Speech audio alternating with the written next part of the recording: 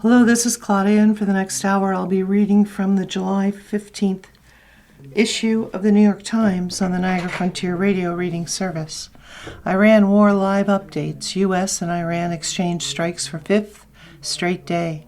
The United States launched new attacks against Iranian targets on Wednesday, hours after Iran targeted American military sites in the region. Neither side has shown signs of backing down as they enter a new stage of the war. Here's the latest. The United States and Iran exchanged strikes for a fifth consecutive day on Wednesday, with both sides showing no sign of backing down as they entered a new stage of war. U.S. Central Command, which oversees American forces in the Middle East, said on social media that it launched a new wave of strikes on military targets in Iran. It said it had targeted coastal defense systems and cruise missile storage and launch sites on Greater Tum Island in the Strait of Hormuz as it seeks to degrade Iran's ability to attack commercial vessels in the critical waterway for oil and gas shipping. Video shared on social media and verified by the New York Times showed an Iranian drone hitting the area surrounding an already burning warehouse in Kuwait late on Tuesday night local time. Iran's Islamic Revolutionary Guards Corps claimed that the warehouse in Mina Abdullah was a logistics and supply hub for U.S. forces in the region. U.S. Central Command said that it had redirected two commercial vessels attempting to transit the Strait of Hormuz after it reimposed a naval blockade on Iranian ports on Tuesday. Iranian officials said U.S. strikes had hit a wheat storage silo and a mineral water production facility on Wednesday. State media reported U.S. Central Command denied that it had hit the wheat storage facility and has said that it targeted military facilities in the recent strikes. President Trump on Tuesday threatened to attack Iran's civilian infrastructure, including bridges and power plants. Doing so could be considered a war crime under international law. A new round of U.S. airstrikes against Iran ended on Wednesday after a 90-minute wave of attacks, U.S. Central Command said in a statement. It added that it had targeted coastal defense systems and cruise missile storage and launch sites on the Greater Tum Island in the Strait of Hormuz. Control of the island is disputed with the United Arab Emirates, accusing Iran of illegally occupying it for more than 50 years. For Argentina, a World Cup semifinal against England isn't just soccer. Wednesday's contest for a spot in the final carries the weight of a 1986 contentious clash, a war over the Falklands, and a national mythology built around Diego Maradona. Jumping in unison inside the concrete bowels of Arrowhead Stadium, shirtless and still wearing their game shorts and cleats, Argentina's players tilted their heads back and chanted at the top of their voices, invoking a sacred pair of names, one a place, the other a person, that inevitably define any clash with England. Por las Malvinas y por el Diego, they sang. Outside in the stands, thousands of Argentine fans sang the same chant and kept at it for more than an hour after the match. The lyrics, a centerpiece of Argentina's World Cup campaign, translate to For the Malvinas and for Diego, and they emphasize that Wednesday's semifinal in Atlanta carries enormous emotional weight. Few rivalries in international soccer carry the same charge, a collision of politics, culture, and sports as England against Argentina at the World Cup. Argentina's songbook, the richest at this World Cup, is a constant reminder of a rivalry that has endured since an epic game in 1986. 4 years after Britain crushed Argentina's military dictatorship in a war over the Falkland Islands, known in Argentina as the Malvinas, Diego Maradona put England to the sword on the field. That match, played at one of soccer's great cathedrals, the Azteca Stadium in Mexico City, came so soon after the war that it took on an outsized significance in Argentina still felt today. Maradona created 2 moments of World Cup history in the same game, scoring with his hand of God an illegal goal punched in with his fist, and then his goal of the century. Argentina's coach, Lionel Scaloni, had tried to play down the game on Wednesday as nothing more than a shootout for a place in the final. His players, bobbing as they sang about Maradona and the Malvinas, suggested otherwise. Once both teams reached the semifinals, the fever already gripping the World Cup in Argentina rose again. Screenings for El Partido, a documentary reconstructing the 1986 match, jumped from a single daily showing at one Buenos Aires cinema to nearly 20 a day across the city. There was something like a form of historical justice, a historical revenge, achieved not through warfare but through football, said Julia Rosenberg, a history professor at the University of Buenos Aires. 4 years after the war, the match became a way of confronting what had happened, a form of revenge, a form of justice that could be realized through the game. Maradona, who died in 2020, said much the same during his lifetime. Argentina's foreign minister, Pablo Quirno, published an essay days before the game in the newspaper La Nación, reaffirming his country's claim to the territory. Time does not transform an illegitimate occupation into sovereignty, he wrote. The Falklands have been a British territory for almost 200 years, and in 2013, 99.8% of islanders voted to remain British. The teams have met at 2 other World Cups in 1966 and 1998, and both games stoked the rivalry. Alf Ramsey, England's coach in 1966, called the Argentine players animals after the match and refused to let players swap jerseys with them. In 1998, David Beckham went from national darling to villain after being sent off following a foul on Diego Simeone. Mr. Simeone would later say he exaggerated to make sure Mr. Beckham received a red card. But it is in the 1986 game that remains the essence of the rivalry. Unmatched for its timing and its cinematic outcome, it is woven into Argentina's national identity, and it elevated Maradona, who lived a chaotic and often controversial life, to a nearly mythic status. It's not what he did, but what he represents, said Pablo Alba-Arces, a sociologist who has written extensively about soccer and Maradona. Many Argentines, he noted, are too young to have seen Maradona play. He survives now as a legend, passed down through generations. I'm an ordinary guy who scored a great goal against the English who killed our kids in Malvinas, Maradona said in a 2019 interview. That's why everyone knows me now, because the grandfather told the father, and then the father told the son. Thousands of Argentina fans, many in their 20s and 30s, gathered in a Kansas City park for a rally on the eve of last week's quarterfinal at Arrowhead Stadium. Most wore shirts bearing the name of Lionel Messi, the current idol, but almost all the gigantic flags they hoisted into the night carried only one image, Maradona's. They are believers, Mr. Albarci said, describing Maradona's enduring hold on Argentina's sense of itself. For Mr. Messi, after a long and successful career, the meeting is the first. Against England, globalization has made international soccer smaller. Opponents at the World Cup are often teammates, or at least familiar rivals at the club level. But some rivalries still burn hot. More than 4 decades after the war, the loss of life it caused remains a source of pain in Argentina and a subject of national conversation in a way that it is not in Britain. Many of the Argentine soldiers killed or wounded in the war were young conscripts. As many as half were teenagers, outmatched and outgunned. The loss of life remains part of the soccer song canon and appears on flags and banners carried by Argentina's traveling fans. For Argentina, I lay down my life like the boys in the Malvinas, goes one song.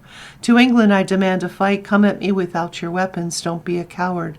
This tournament's anthem, La Cuarta Estrella, links Maradona, Messi, and the Malvinas to the pursuit of a 4th World Cup title.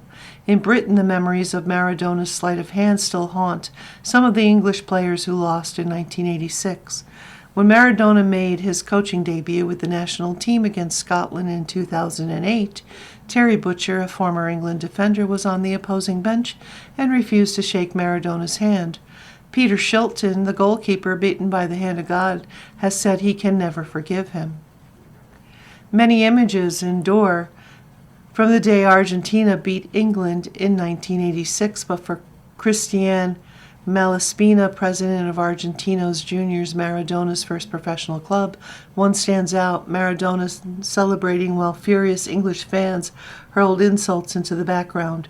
It is the best example of who he was, Mr. Malaspina said, a popular man pursuing a cause. The Diego Armando Maradona Stadium, home to Argentinos Juniors, is a living shrine to its most famous son, his image on nearly every wall and on the bodies of fans.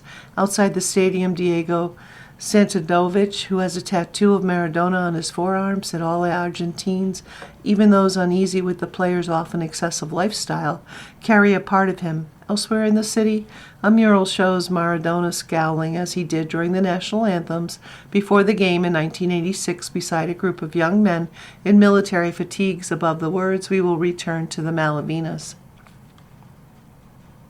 A group of Argentine war veterans released a statement before the Wednesday game, urging fans not to treat it as an extension of the conflict. "We believe it is essential to draw an unbreakable line between sporting fervor and the national cause," said the organization Federación Nacional de Veteranos de Guerra, 2 de Abril. A separate group of veterans from La Plata near Buenos Aires said Maradona's efforts in 1986 had left an indelible mark, whatever the result on Wednesday. "As for the matches against the English, we want to tell you something with our hearts on our sleeves," they said. "Diego has already avenged us. We have no sporting scores left to settle with them." Toronto wakes up to an orange sky as wildfire smoke pours into the U.S. Northeast. Air quality in Canada's largest city was at times the worst in the world on Wednesday, as wildfires across Ontario sent smoke drifting into New York City and beyond. Wildfires have swept across Ontario, prompting dozens of communities to evacuate and sending acrid smoke to New York City and across the U.S. Northeast. Parts of Canada, including its most populous city, Toronto, woke Wednesday to an orange sky, obscured by a hazy sky, the air smelling strongly of wood smoke. Air quality readings for the city triggered a warning from Environment Canada, a federal department about the health risks of spending time outdoors. While they were unusually bad for Canada, air quality is considerably worse for longer periods in many other cities like Delhi and Dhaka at other times of the year. At least 6 rural and First Nations communities have been evacuated around Thunder Bay, Ontario, a city on Lake Superior, about an hour's drive from the Minnesota border. Members of Namayagusisagan First Nation, a community of about 40 residents, evacuated their homes by boat. An entire First Nations community has been erased because of this disaster, Solmamakwa, an Indigenous member of provincial parliament, said in a statement offering his support to residents of the community also known as Collins First Nation. Three trains transporting flammable cargo were threatened by flames along the tracks and held at a safer location, the Ontario Provincial Police said. Municipalities have banned open flames, including campfires, as a protective measure, particularly after an oppressively hot day on Tuesday. Moisture conditions across much of Canada, rainfall in the west, cooler temperatures in the east, had tempered the start of the wildfire season, which typically lasts from April to October. There are 54 active wildfires across the country, according to the Canadian Interagency Forest Fire Center, a national coordinating body. So far this year, 4.7 million forest acres have burned, less than a quarter of the 22.2 million acres scorched in 2025, the second worst year on record for Canada after 2023. The haze amid a heat wave across Ontario and the northeastern United States is expected to continue and could even worsen in some places on Wednesday. The heat dome that has pushed temperatures close to 100 degrees Fahrenheit in Ontario and the U.S. Northeast this week traps the smoke from faraway wildfires close to the ground. You are listening to a reading of articles and features from the New York Times on the Niagara Frontier Radio Reading Service. France is set to allow assisted dying. Lawmakers were expected to approve a bill that would allow doctors to help terminally ill patients to die. If the law passes, the country would join a small group of nations that permit the measure. French lawmakers were set on Wednesday to vote to legalize medically assisted dying for the terminally ill. After a legislative tug-of-war that has lasted more than 2 years, the law is expected to be passed by a majority of lawmakers in the National Assembly, the lower house of Parliament, overriding the opposition of the upper house, the Senate, where a conservative majority holds sway. The law would drive one of France's biggest social shifts in decades and add the country to a tiny group of nations that has legalized a form of euthanasia. The law would allow doctors to help adult patients to die, but only if those patients are suffering from an incurable deadly affliction in an advanced or terminal stage, experiencing pain that is either unbearable or resistant to medication, able to freely express their will. A doctor and a specialist panel would have 15 days to assess a patient's request for assisted death. If the request were approved, the patient would have another 2 days to think through their decision. The patient would then have to administer the lethal substance personally, unless they were no longer physically able to do so, in which case a doctor or a nurse would step in. Under current French legislation, terminally ill patients have the right to refuse treatment, but a doctor cannot actively help them to die. The families of patients in a coma can also choose to switch off a relative's life support.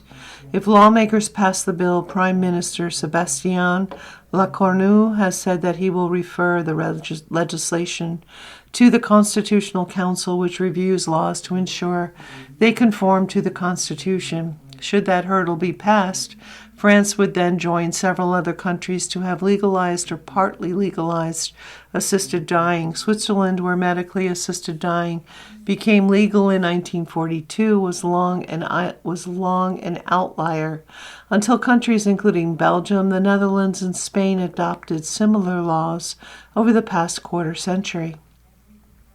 In the United States, assisted dying is legal in about a dozen states.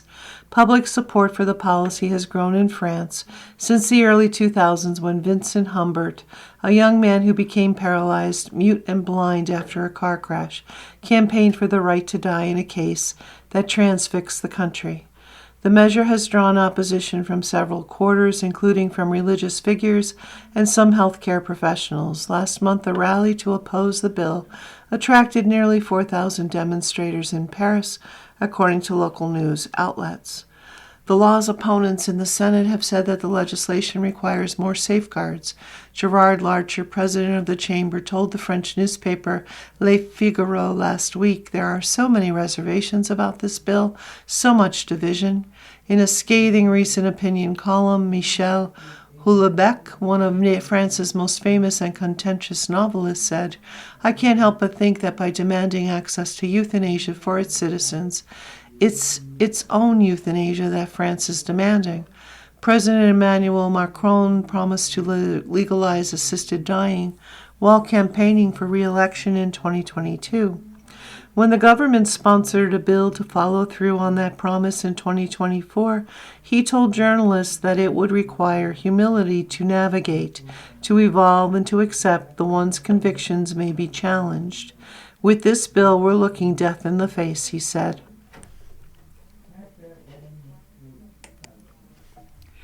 Missing from Prince Harry's trip to Britain, a reunion with Prince William.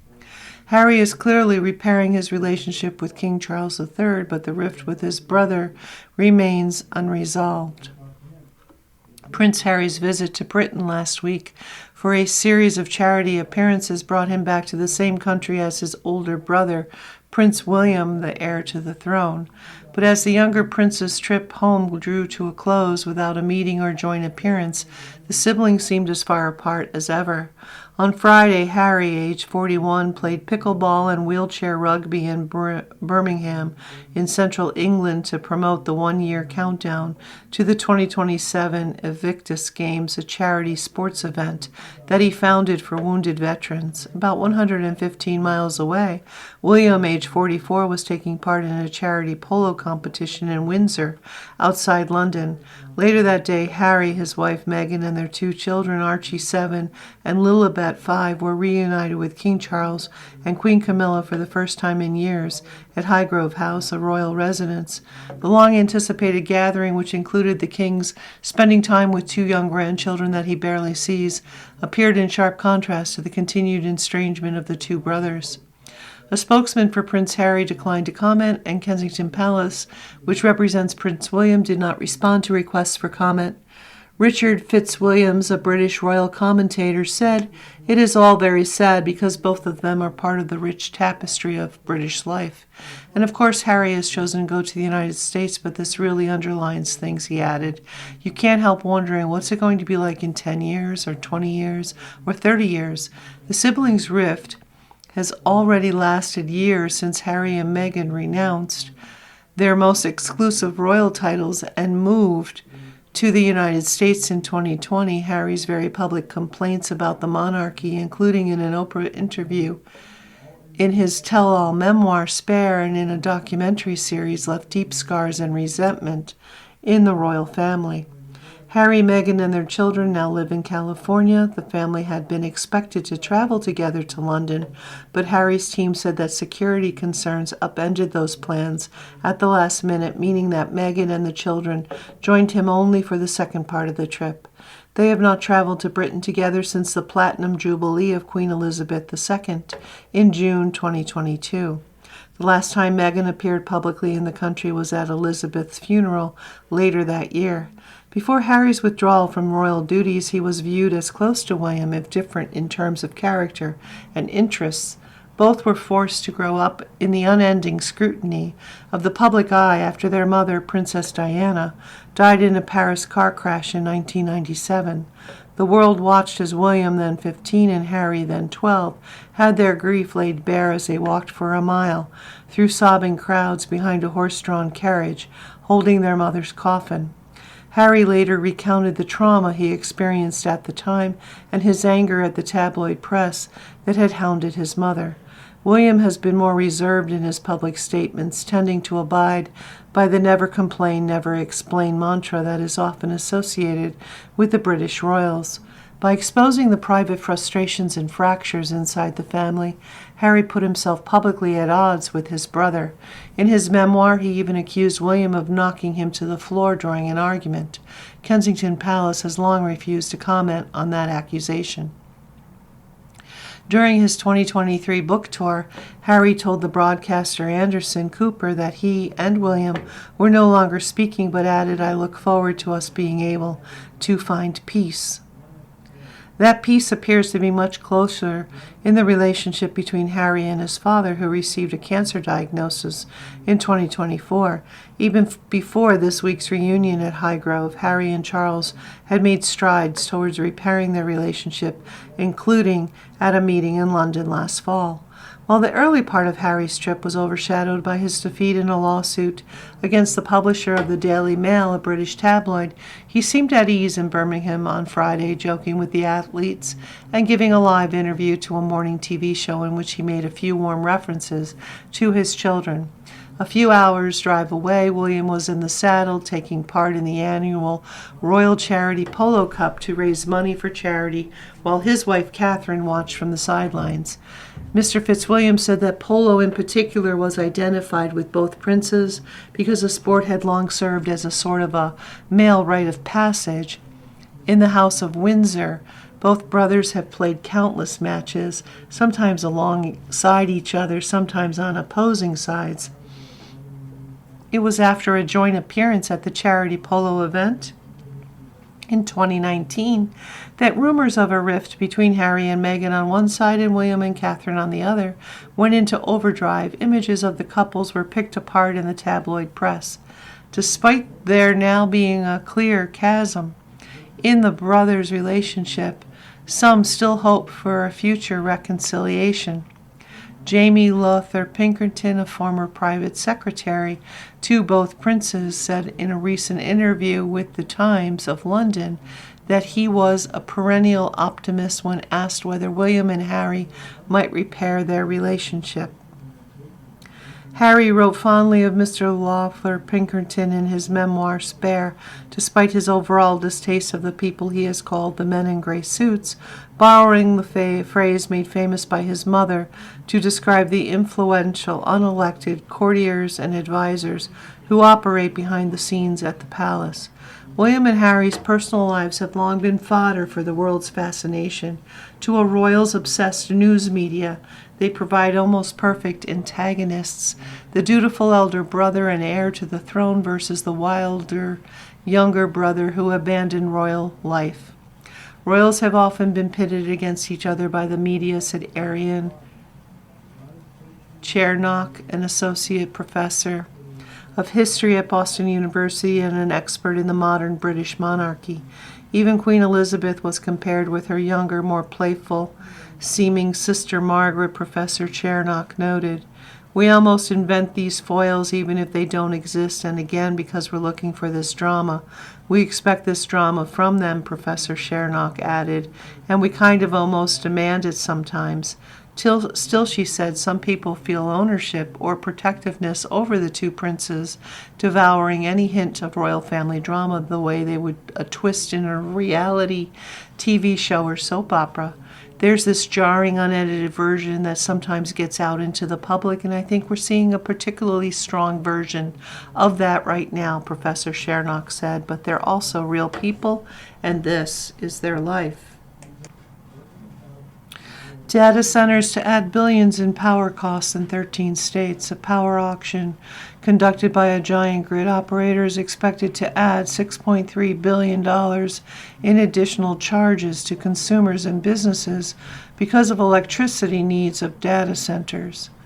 PJM, the nation's largest electrical grid operator, on Tuesday released results of an electricity auction that would add $6.3 billion in cost to the bills of millions of households and businesses within the next 3 years, an increase driven by the power demands of data centers.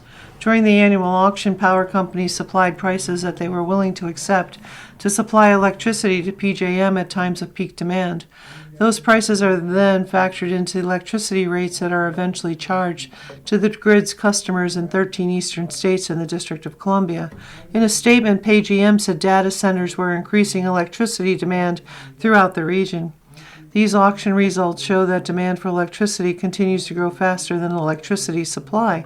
David Mills, president and chief executive at PJM, said in an announcement of the auction results, "We are working with government and industry leaders on multiple fronts to restore that balance by bringing on new generation as fast as possible and managing the growth of new load on the grid."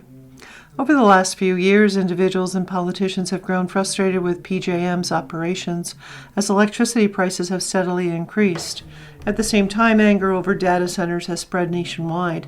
New York on Tuesday announced the nation's first statewide moratorium on construction of the giant facilities, a one-year pause to assess their impact on the environment and energy use. The PJM grid supplies electricity to 67 million people from Virginia Beach to Chicago. The network of power systems includes the world's largest cluster of data centers in Northern Virginia. Demand growth is not going away, said Patrick Cicero, a former state-appointed consumer advocate for Pennsylvania, who is now counsel for the Pennsylvania Utility Law Project, which assists low-income consumers. The bottom line is high prices are going to remain in place. In its sole role as a regional grid manager, PJM effectively sets a significant portion of retail electricity rates, but governors and their appointed regulators have little sway over it. PJM is regulated by the Federal Energy Regulatory Commission, not state lawmakers. PJM's annual auctions help determine the electricity costs. For the 2 years after the auction, since 2024, the auctions have added in total about $29 billion in costs to all utility customers in the PJM region because of data centers, according to Monitoring Analytics, PJM's independent market monitor. The market monitor also produced the estimate of $6.3 billion in additional costs from the latest auction, which was held on June 30th. The high costs have so angered Governor Josh Shapiro, the Pennsylvania Democrat, that he sued PJM in December 2024. Mr. Shapiro and PJM reached a settlement that capped the price set by the auction, saving consumers billions of dollars. The PJM grid has often had only a thin buffer of excess power during extreme weather such as the recent heat dome that sent temperatures soaring across the east. Mr. Shapiro and other governors have complained that PJM has been too slow to connect more power plants, solar and wind farms, batteries, and other resources that would have helped lower prices and ease strain on the grid. PJM's grid serves all or part of New Jersey, Pennsylvania, Delaware, Maryland, Virginia, West Virginia, North Carolina, Tennessee, Kentucky, Ohio, Indiana, Illinois, and Michigan, as well as the District of Columbia. You are listening to a reading of articles and features from the New York Times on the Niagara Frontier Radio Reading Service. Social Security is trying to stabilize a year after DOGE cuts. The agency has been quietly hiring workers again, and its leadership is focused on improving technology to ease workloads left by the departure of about 7,800 staff members.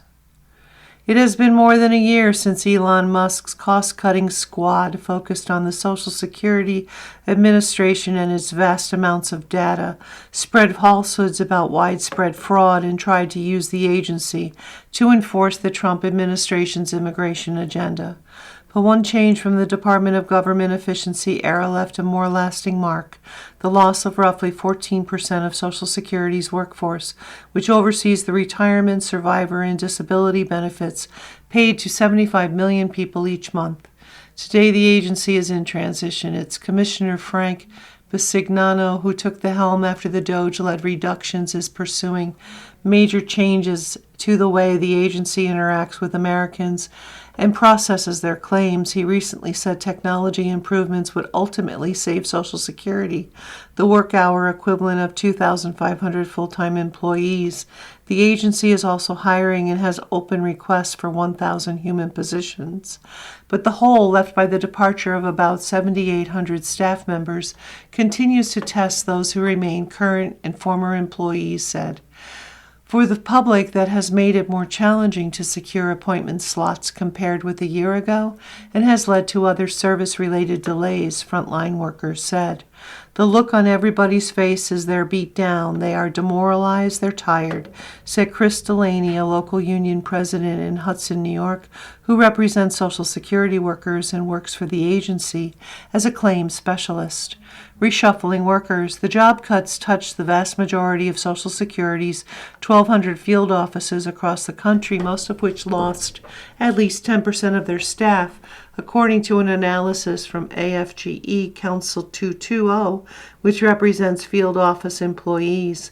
For the past year, the agency has tried to fill the gap, at least in part by reshuffling workers to the front lines. This included pulling field office workers from their regular jobs and assigning them to answer calls at the 800 number in an effort to improve the often hours-long wait times. On July 6, 1,500 field office workers were reassigned to work shifts on the 800 number according to internal agency data, but 2,500 have been redeployed from across the agency overall.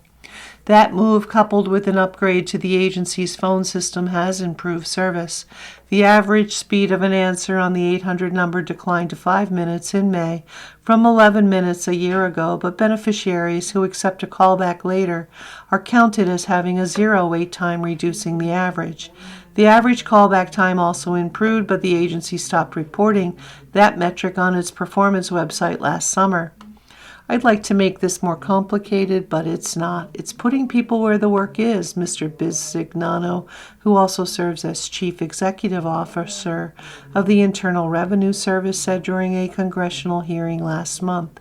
It's building technology in a modern-day fashion. With more field officers working the 800 number, there is less time for in-person and phone appointments, staff members say, so fewer time slots are available. As of July 6, 64.6% of appointments for initial claims were scheduled within 30 days, according to internal agency data, down from 78.1% a year ago. Other regional averages were recently far lower. below 45%, but reshuffling field office workers has had ripple effects. Union representatives and workers said exacerbating shortfalls elsewhere.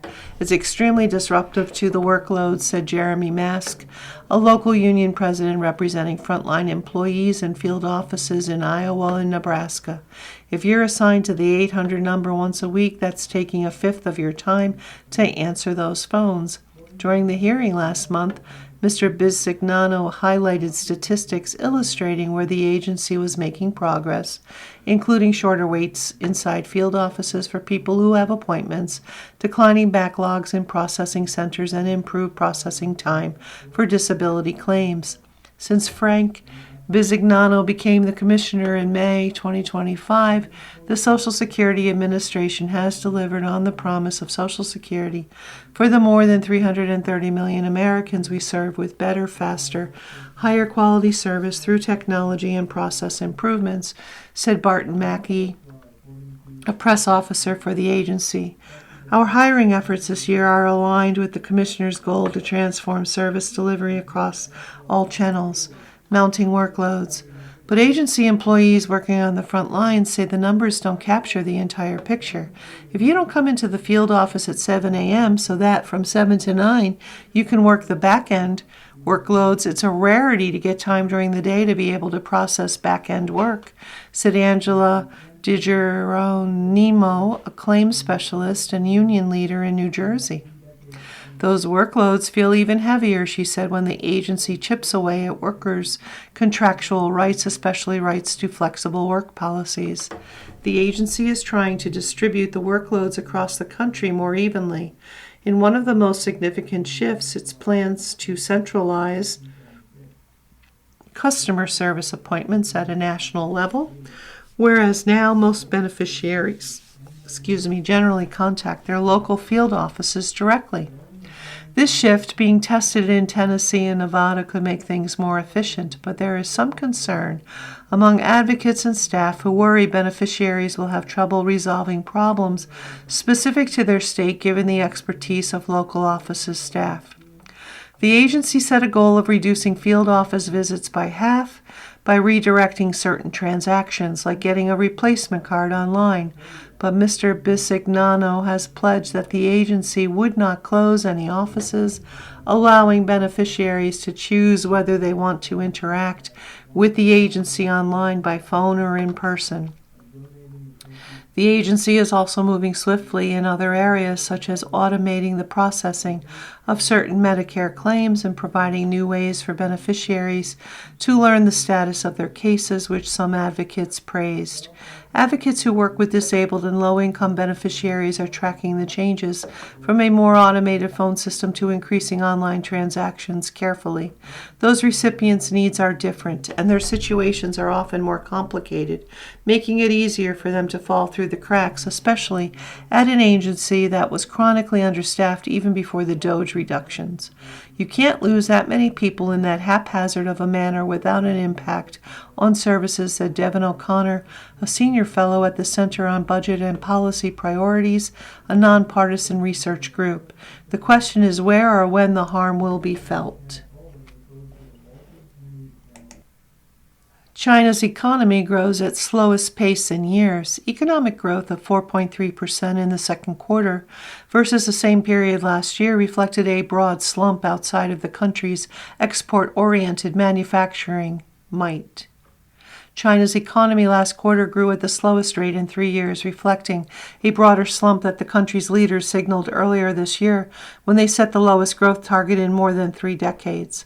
On Wednesday, that National Bureau of Statistics said the economy expanded by 4.3% in the second quarter compared to a year ago, down from a 5% pace in the first quarter and short of economists' expectations. Although China's factories are churning out chips and electric cars to supply a global boom in artificial intelligence and energy-saving products, many Chinese people are feeling squeezed at home. A long-running property crisis has no end in sight, with steep declines in construction dragging down economic growth. Jobs outside of factories are hard to come by, and paychecks are not growing. Retail sales of consumer goods have been choppy. They fell in May for the first time since the end of COVID-19 lockdowns in late 2022, before recovering somewhat in June. That is in stark contrast to China's relentless strength in manufacturing and trade. With a government report released on Tuesday showing China's exports surging by 27% in June compared with a year earlier, driven by shipments of chips, batteries, and cars, China's trade surplus in June, at more than $125 billion, was second largest on record. In other words, China's mighty export machine is masking weaknesses elsewhere. You get this AI boom, which is a global thing, and China is part of the leading nations on the frontier, said Yu Song, the chief China economist at UBS Securities. Without this, China's economy would be in a much worse state.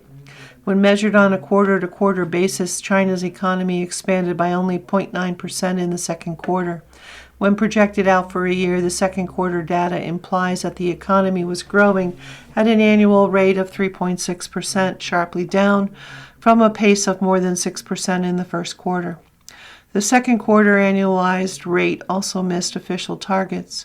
Shortcomings in China's economic growth drivers prompted the ruling Communist Party earlier this year to set the lowest annual growth target in decades, with a goal of between 4.5% and 5% this year. Stepping back to consider the trends in the first half of the year, economists say that China's manufacturing and export prowess, however robust, cannot carry growth on its own. Industrial production rose by 5.5% in the first 6 months of the year versus the same period last year. High-tech manufacturing rose by more than 13% over that period, but fixed asset investment, which includes infrastructure, property construction, and manufacturing, fell by 5.7%. Real estate development dropped 18%. The value of China's exports surged by more than 20% in the first half, but consumer spending, which Moody's Analytics report said remains the economy's weakest link, faltered. Retail sales of consumer goods increased by 1.3% over the first half of the year. The effects of the war in Iran have pinched Chinese households with rising fuel prices, prompting them to drive and fly less at a time when many were already worried about the economy and choosing to save more. China has softened the blow of rising fuel costs by controlling the price at the pump, but the cost of filling up for drivers is still double-digit percentages higher than a year ago. One silver lining, economists said, was that rising fuel prices started to feed through to broader inflation in the quarter, reversing a problem that China has struggled to shake. More than 3 years of a broad-based decline in prices. Such deflation tends to chill spending, with consumers putting off purchases in expectation that prices will be lower in the future. China's gross domestic product deflator, a broad measure of prices across the economy, was negative in 13 of the past 14 quarters, the most protracted slump on record, but it turned positive in the second quarter. For China's leadership, the question now is what to do next. Li Qiang, China's premier, told a group of entrepreneurs this week that officials were focusing on new drivers of consumption and ensuring job stabilization. It is important to take a comprehensive and objective view of the current economic situation, fully recognizing the achievements made while remaining clear-eyed about the problems, said Mr. Li, according to state media, which ran a story about the meeting on the front page of the official People's Daily. Some economists anticipate a discussion of fresh stimulus measures at a meeting of top policymakers later this month. On Monday, officials announced a plan to target $8.85 trillion of annual retail sales by 2030, implying a 20% rise from last year. Beijing also promised to raise wages and increase household consumption as a share of the economy. It is currently around 40%, significantly lower than the 60% share of gross domestic product for the most developed countries. But analysts said these goals are not particularly ambitious, and stubbornly reluctant consumers in China show few signs of opening their wallets further. On social media forums, shoppers share tips on how to scrimp and save, rallying around the motto to save where you can and spend where you must. Users share tips about shopping cart cooling off periods or leaving non-essential items in carts for 3 days before deciding to buy them. That practice is a wry nod to the officially unenforced cooling-off period for couples seeking divorces. Others push to replace foreign cosmetic brands with cheaper local alternatives and to substitute skincare products with baby lotion. Buy what's right, not what's pricey, a user on the social media network Weibo posted recently. All the while, sales have continued to fall for products as varied as cosmetics and automobiles. For categories like cars, the recent plunge has been accentuated by the end of a policy to incentivize purchases. Since a devastating property crash, Chinese policymakers have tried to replace the growth generated by the real estate sector with more robust consumer spending. They rolled out huge subsidies for households to trade in old cars, home appliances, and phones from 2024 through last year. While it generated some activity, the policy failed to address the plummeting value of property where most household wealth is concentrated. Now economists say China is in a payback period following the jump in policy-induced sales. As the economy splits between the relatively few who benefit from China's role in the global AI boom and the rest, the divide is having a profound impact on the country's social fabric. China's property bust has led to more than 14 million people losing construction jobs. Many of those workers bought apartments in smaller cities far from the pockets of AI-generated wealth that may revive parts of the property market. The AI boom doesn't benefit ordinary people in China because this priority, the industrial focus on high-tech and semiconductors, actually causes structural unemployment and underemployment, said Dan Wang, the China director at Eurasia Group, a consulting firm. What's more, Ms. Wang said, disposable income growth is now lower than economic growth. If that continues, she noted, that means the national income is skewed in distribution toward government and companies and not consumers. You are listening to a reading of articles and features from the New York Times on the Niagara Frontier Radio Reading Service. Hadestown hits movie theaters and theater to stream in July. Streaming picks include the family-friendly sci-fi adventure Franklin's Key in Philadelphia and Hamlet at the Delacorte Theater in Central Park. Hadestown. Following its world premieres at the Tribeca Festival, the live capture of Hadestown, the spirited musical twist on Greek mythology that follows the young lovers Orpheus and Eurydice in a basement jazz joint turned furnace of Hades Underground, is arriving in cinemas for 5 nights beginning on July 24th. The Broadway production picked up 8 Tony Awards in 2019, including for Best New Musical and Best Original Score, as well as a Grammy in 2020 for Best Musical Theater Album. This live capture features the production's 5 original principal actors: Reeve Carney, Orpheus; Andre DeShields, Hermes; Amber Gray, Persephone; Eva Noblezada, Eurydice; and Patrick Page, Hades. New Orleans style jazz provides a raucous, soulful soundtrack for love, poverty, and jealousy in this trip to the underworld with lots of fun. In his review for the New York Times, the critic Jesse Green called the show sumptuous and hypnotic. Franklin's Key. The question that settles this science fiction story in motion: what if Benjamin Franklin could control the weather? In this professional recording of the 2026 stage production Science and Magic join forces to reimagine Franklin's legacy in an alternative universe. It's a family-friendly adventure as a pair of sibling teenagers, she's a scientist, he's a musician, get caught in a world of secret societies protecting Franklin's discoveries as they find new technology hidden beneath Philadelphia's landmarks. In celebration of Pig Iron's 30th anniversary season, Franklin's Key, originally performed at Plays and Players Theater in Philadelphia, will be available for streaming through July 19th, along with Poor Judge, a dance theater cabaret set to the music of Amy Mann. Stream Franklin's Key for $35. Both productions cost $60. Accessible pricing options are also available.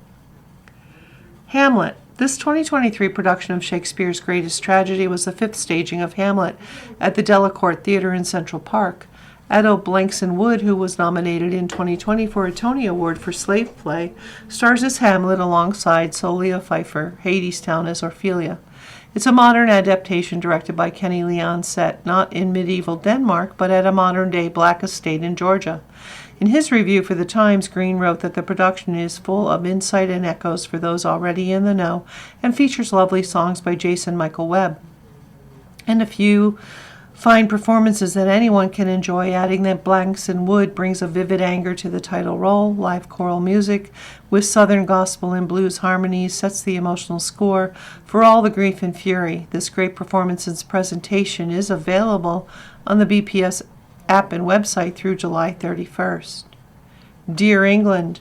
In a celebration of the World Cup, the Brooklyn Academy of Music will screen Dear England, James Graham's play based on a true story about the exceptional amount of pressure on England's national soccer team when a new coach is hired to turn around decades of misfortune.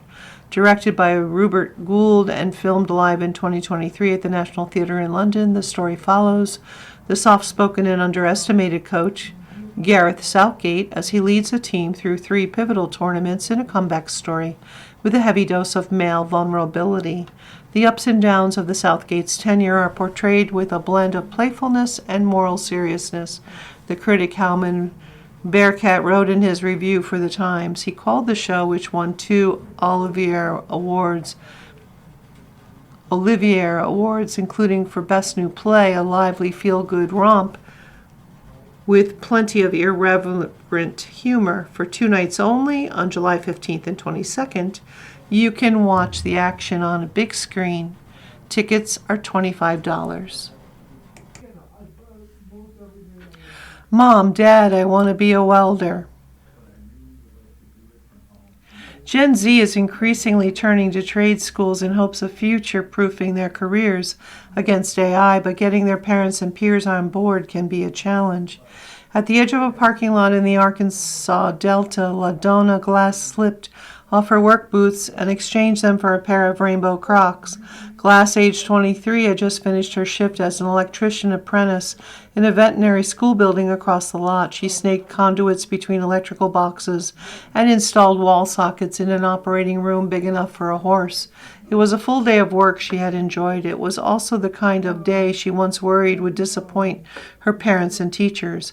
I was pretty brainy in high school, so everybody, I guess, they expected more out of me, she said. I felt like if I didn't go to college, I would have been a failure.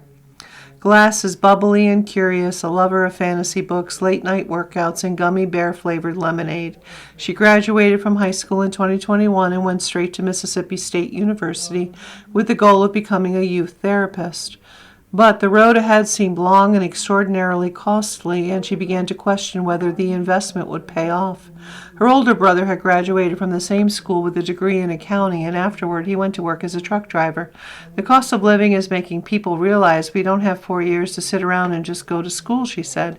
Glass is among the members of Gen Z who are reckoning with the value of a college degree. Today's students have watched tuition climb over the course of their lifetimes. Lately, they have had front row seats to brutal early career job market that is being further destabilized by the rise of artificial intelligence. Rather than despair, a growing number of young people have concluded that skilled trades like welding, plumbing, and construction might be a pragmatic way forward. Sure, AI can write an email, the thinking goes, but can it install a sink? How about solder a ball valve? A majority of high school graduates in the United States still head right to college, more than 60%, but trade school enrollment is ticking upward. The number of students at public two-year schools that focus on vocational and trade programs grew by nearly 20% from 2020 to 2025, according to National Student Clearinghouse. Data at apprenticeships and private trade schools have logged increases too.